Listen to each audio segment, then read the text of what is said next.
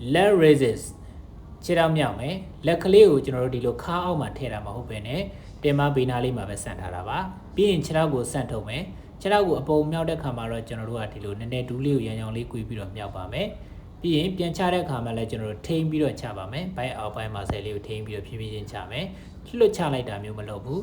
ကျမ်းမြင်နဲ့မထိမချင်းကျွန်တော်တို့ကထိန်းပြီးတော့ချပါမယ်ကျမ်းမြင်နဲ့ထိတဲ့အခါမှာလည်းကျွန်တော်တို့ကျမ်းမြင်မဟုတ်လုံးဝချလိုက်တာမျိုးမဟုတ်ပဲနဲ့ခြေဖနှောက်လေးနဲ့ပေါ့နော်ခြေဖနှောက်လေးနဲ့ကျမ်းမြင်လေးနဲ့ကိုထိအောင်လေးပဲထိပြီးတာနဲ့ချက်ချင်းပြန်တက်မှာပါအကယ်၍တခုတော့ရှိတယ်ကိုကအခုမှစပြီးတော့လေ့ကျင့်ခန်းကိုစလုပ်တာ